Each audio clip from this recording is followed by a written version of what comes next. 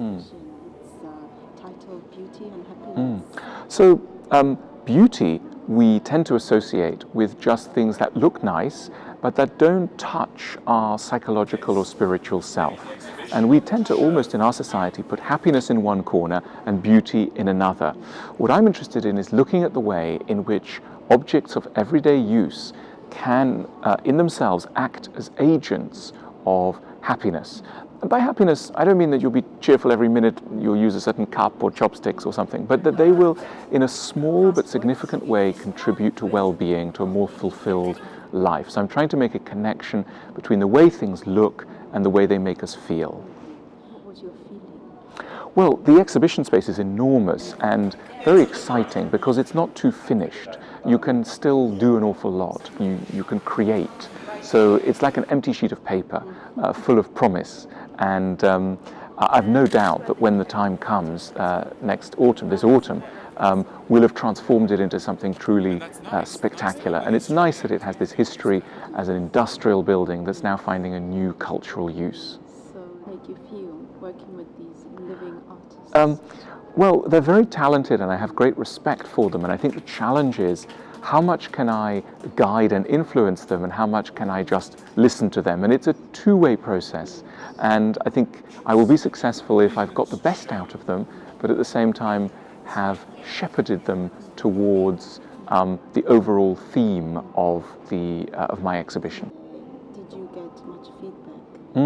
So we had a workshop yesterday and it was very lively, and really what we were looking for is that people would present their work and their approach, and I would then try and focus them in on this mission of the exhibition, which is to point up the connections between the craft and the psychological spiritual. So it was a process of focus and trying to invite the craftspeople to be conscious, perhaps more conscious than they are normally, of these latent spiritual aspects of their work. And with your background?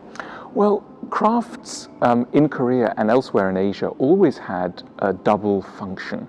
At one level they were just practical things, part of everyday life, but also many crafts objects had a kind of symbolic, psychological or spiritual value.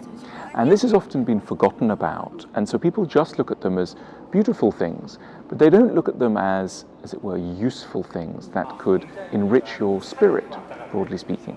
And this is what interests me, and I think is at the heart of what we're going to try and do at this Biennale, which is to find crafts artists and guide them towards that ancient but slightly neglected task of making sure that a selection of beautiful objects also points us to, broadly speaking, the ingredients of happiness. To achieve from the visitors through your exhibition? I hope that people will come away with a slightly new idea of what crafts objects are for. They're not just pretty things on the mantelpiece. They can be guides to a deeper, better, richer, more fulfilled life. They can be daily invitations to a slightly more intelligent way of living. It's not just a pretty thing that you give someone as a present. It is, as I say, a guide to life. So a deeper response to craft would be my goal.